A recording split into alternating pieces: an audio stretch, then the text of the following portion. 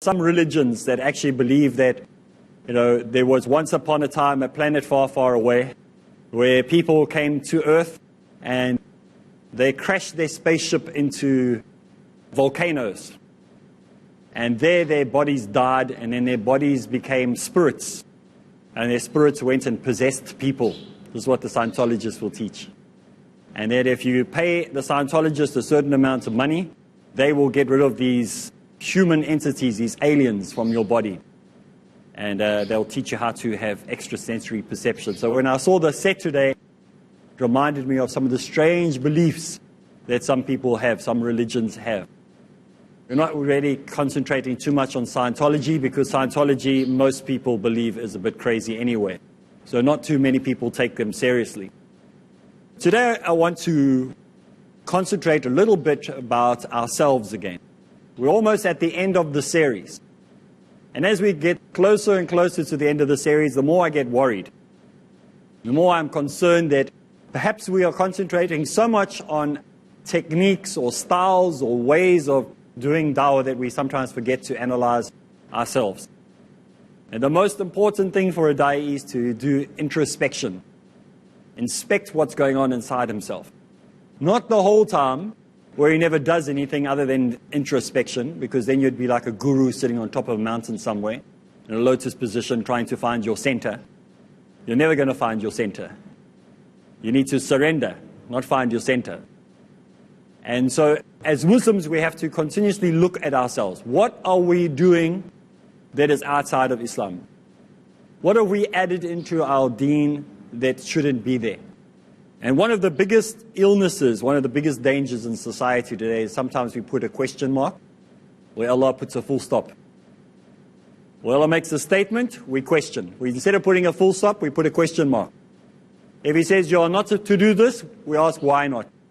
And if something is halal, we want to turn it to make it haram. If something's haram, we want to make it halal. This is the area and the age that we live in. Putting question marks where there are full stops. The Quran, it says, and it's translated into English as such, and I'll read it for you. You, the true believers in Islamic monotheism, and the real followers of the Prophet Muhammad, may Allah be pleased with him, are the best of people ever raised up from mankind.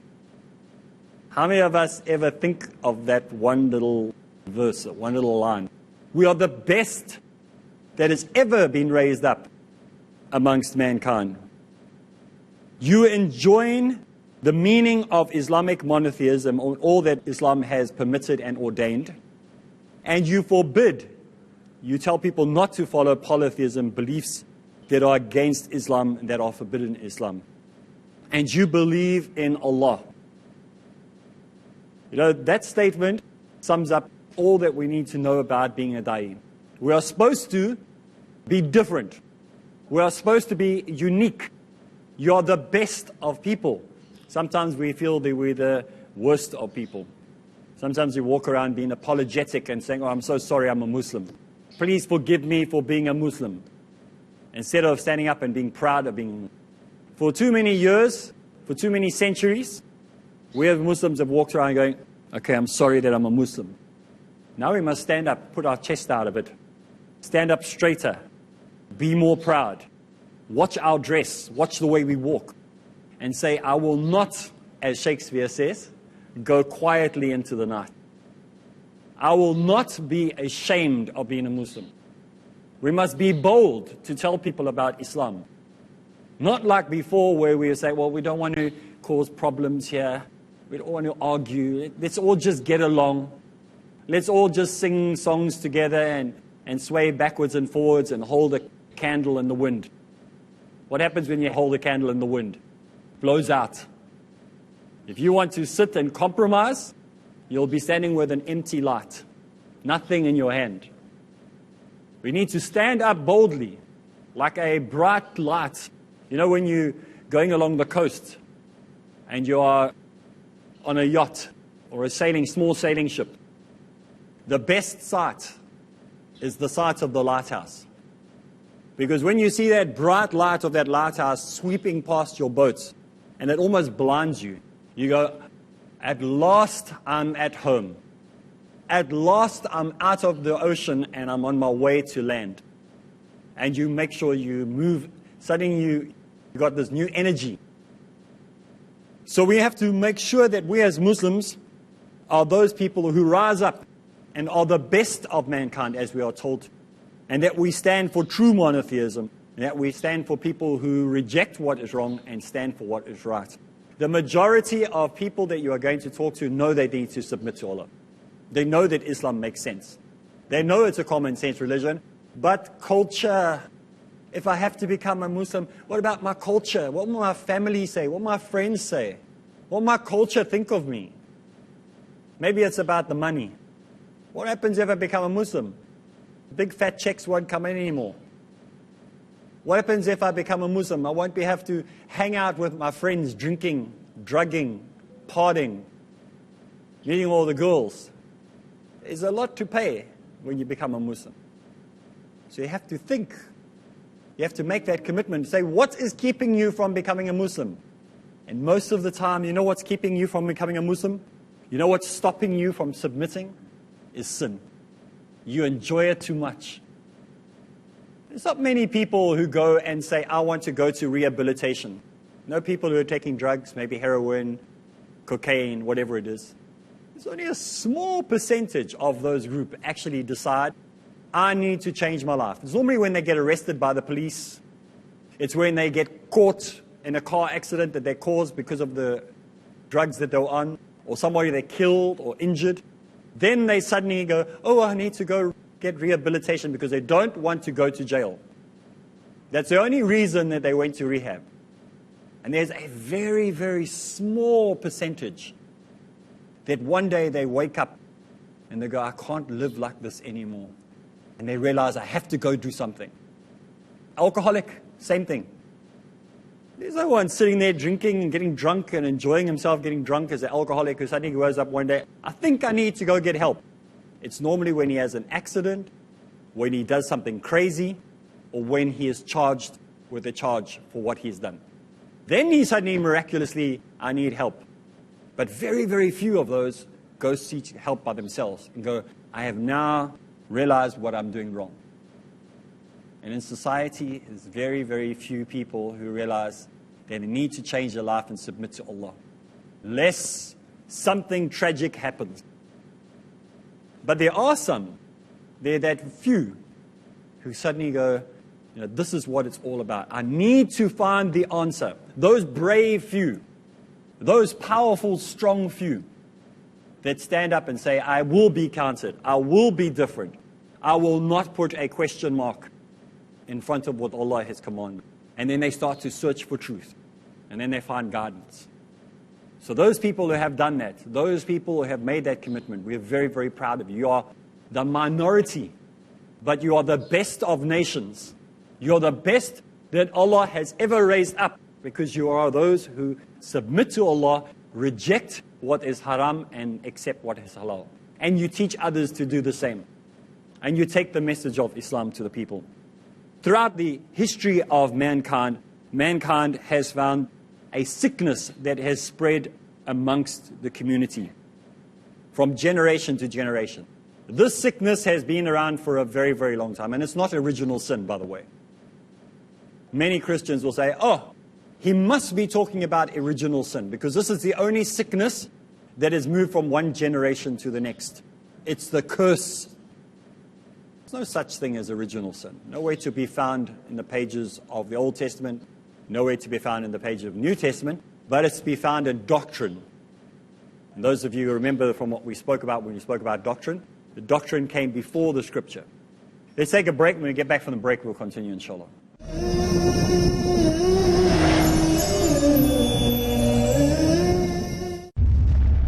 Marriage or divorce? What's Islamic ruling? Husband wants to give divorce. Solution or problem? Joint family system. Heaven or hell? Big fat events have become the norm. You choose. Beauty, wealth, family status, virtue. Decide what you want. Decide your choice. Be sad or be happy. It's your choice. Join Dr. Zakir Naik in Better Half or Bitter Half every Friday at 7 p.m. UK and 8 p.m. Europe on Peace TV.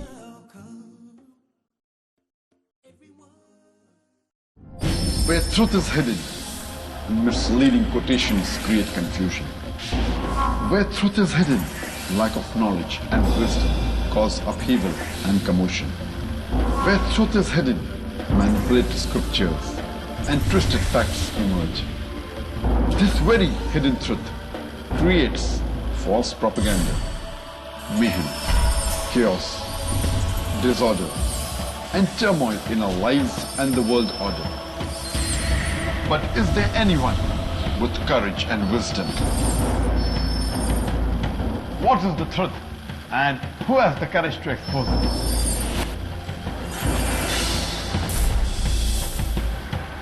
Because it's your right to know the truth. Watch truth prevail and lies perish in Truth Exposed by Dr. Zakir Naik every Sunday to Friday at 9 p.m. UK and 10 p.m. Europe on Peace TV.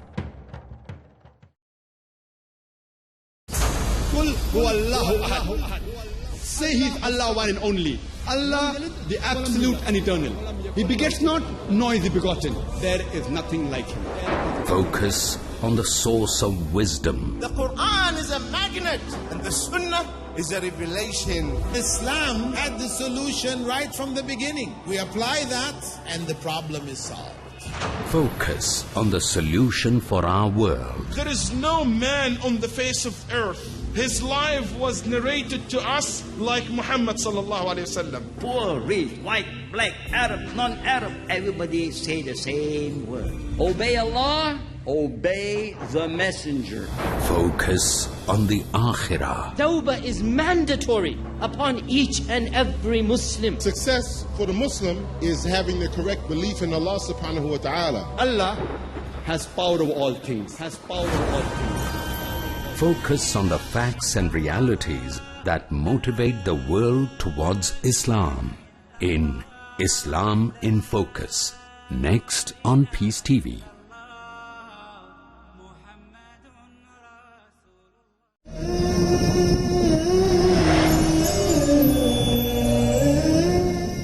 Bismillahirrahmanirrahim. Assalamu alaikum wa rahmatullahi wa barakatuh. Welcome back. We are continuing with looking at how we can be better, how we can be the best that we can possibly be as Muslims. And we said that throughout history of the existence of mankind, we find a sickness that is spread from one generation to the next, from one group of people to the next. And this sickness is not the plague, it's not the bubonic plague, it's not AIDS, it's not HIV, it's not typhoid, it's not malaria, it's not original sin, as many Christian believers think it is. No, it is the sickness of putting a question mark where Allah puts a full stop. It's the sickness of believing that, like many Christian sects did in the past, like Jim Jones, David Koresh, and the others, they thought themselves to be gods. And they followed their own desires and their own wants. And so they started to create their own little compounds, their own doctrines, their own beliefs, and led thousands of people to death. They actually literally committed suicide following these cult leaders, Christian cult leaders. And in one of these compounds, by Jim Jones, he had written on one of his big compound doors, he says, those who forget the past are forced to repeat the past. And so many times that we find in history, we have forgotten the past and we have to repeat it because we want to innovate. We want to come up with our own version, our own pre-packaged version of what we think Islam should be. And that's where we find people going into a sickness, into a disease. So the sickness that I'm talking to about today is the sickness of thinking that we know better. That somehow we can intellectualize and reinterpret and repackage Islam. The sickness that we can do it better than the previous generations, specifically the first and second and third generations of Muslims. They didn't know what it was like to live like it is now. So let's just repackage it because that was time period laws. We live in a different time period now. Let's reinterpret and repackage and reshelf and remarket Islam in a new way, because they could not possibly have understood the problems in the first and second and third generation. This is the argument people give of changing what Allah has given us by the example and by the words that He gave us in Islam. The sickness of forgetting the past, this illness, this terminal ailment, is the idea that we think we can question God. It's a terminal illness. Terminal means there's no cure. There is no cure for doubt. Did you know that? If you are a drunkard, there is a cure for you. If you are a child molester, there's a cure for you. If you are a homosexual, there's a cure for you. If you're a drug addict, there's a cure for you. If you're a murderer, there's a cure for you. For a doubter, there's no cure. It's the thing that destroys and eats you up the most. So today, the Muslim community, as we see it today, is at a crossroads. We're at an intersection. We are crossing over. And today, Muslims of the world are under attack everywhere you go. Not from outside. Not from political organizations. Yes, there might be some pressure from these things, but they're definitely not attacking. We find that in Africa, when the Christians came into Africa and tried to spread the gospel, they were unsuccessful. Hundreds of years of trying to propagate Christianity in Africa failed. The more pressure they put on Africa, the stronger the Muslims became. The more powerful they became. And they got murdered and they got massacred, but they just became stronger. So it's not external problems. It's not forces from outside of Islam that are destroying Islam, that Islam is under attack. Today we are being infected by the most deadliest virus, and that no human will ever be able to cure. There's no pull for this. There's no political party that can give you a cure for this to fix it. There is no self-help book. I'm okay, you're okay, Dale Carnegie courses that are going to be able to help you. No holistic healing, no guru who can come down and give you some instant answers to the sickness. There's no leader or extra special abilities that anyone can use to help you when you're in this situation. Islam is under attack. And to repeat the past, if we do not get rid of this idea of innovation and inventing, this malicious attack, this dreadful disease that we find within Islam today is not coming from outside of Islam, it's coming from inside Islam. It's coming from people who are writing books. Everybody is a writer. Today there are too many people writing books. There's not enough people reading them or studying them. So we find that somebody just writes a book, his fatwa for the week, sends it out either on emails or internet or creates a website for himself. He just writes his own ideas. Maybe he prints books and prints out 10,000 of them and distributes them.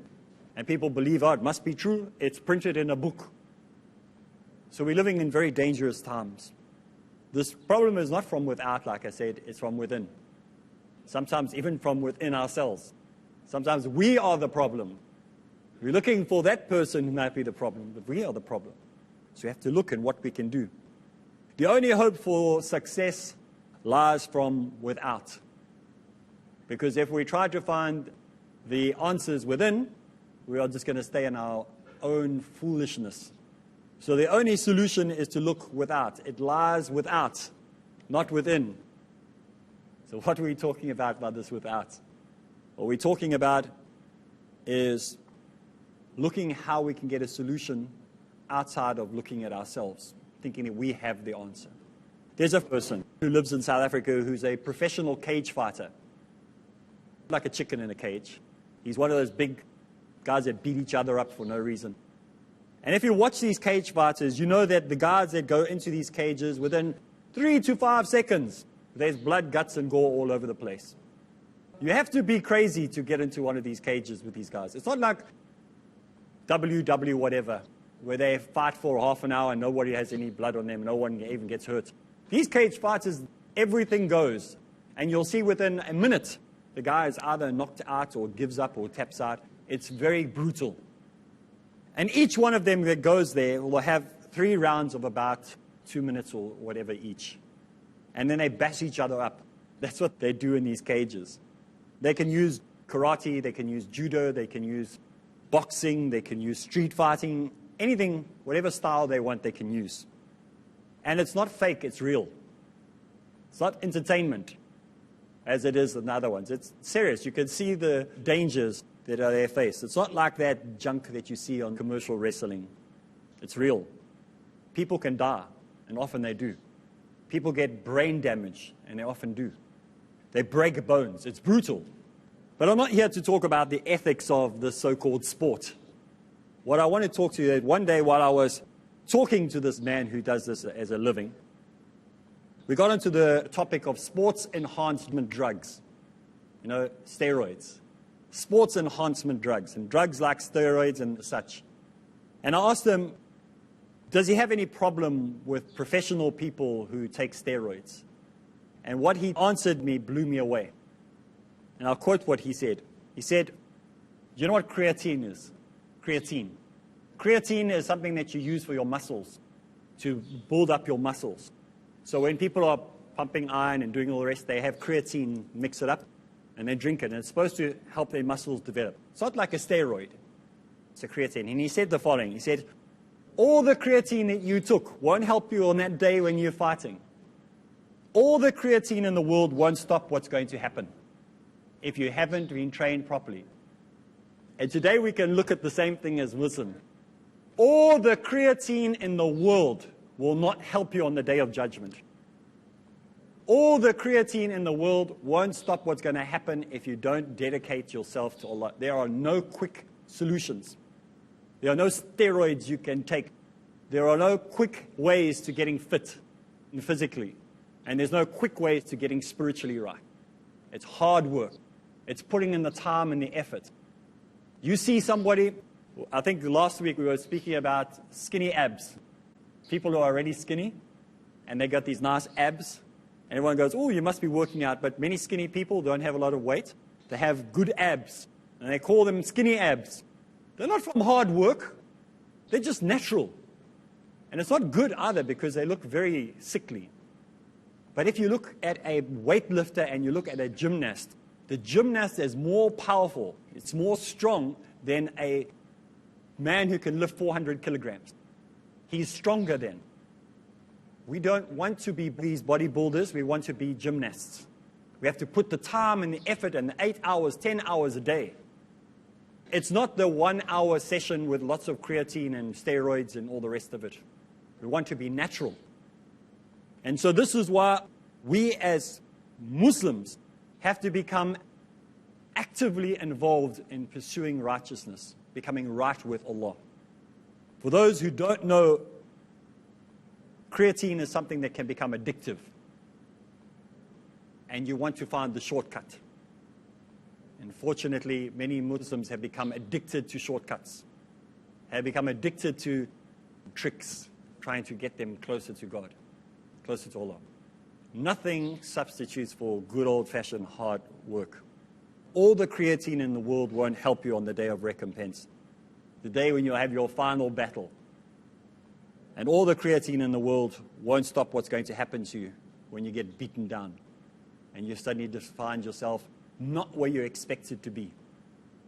Many Christians don't know that when they die, in the state they are going to die, they're going to find themselves far away from where they're expected to be. There's no substitute for not going and finding out what Islam is all about. Don't just believe what your priest and your pastor have told you.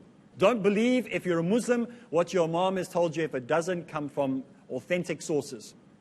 If he just sucked it out of his thumb, it's not to be accepted. We need to put the hard work in. We need to make sure that we are people on planet Earth today who will stand for truth. All the creatine in the world won't help you on the day of recompense. All the creatine in the world won't help you what's going to happen. Only hard training, proper exercise, and a constant diet, a correct diet, will help you. Those of you who have been watching at home, we encourage you to really rededicate yourself, put in the time and put in the effort. And we ask that you join us again next week where we conclude what we are talking about today. And then in the episodes on that, we're going to be doing a lot of Q&A, asking the people to ask questions that they have regarding dawah. So make sure you follow us through to the end of the series. So from me, Areeb Islam, and all of us here, Assalamu alaikum wa rahmatullahi wa barakatuh.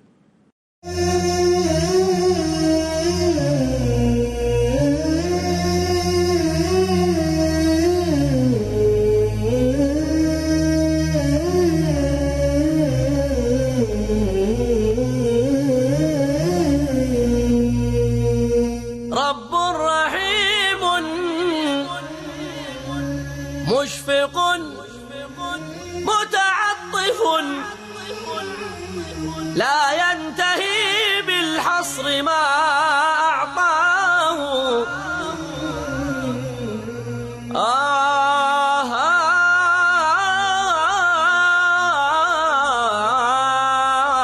رب رحيم مشفق متعطف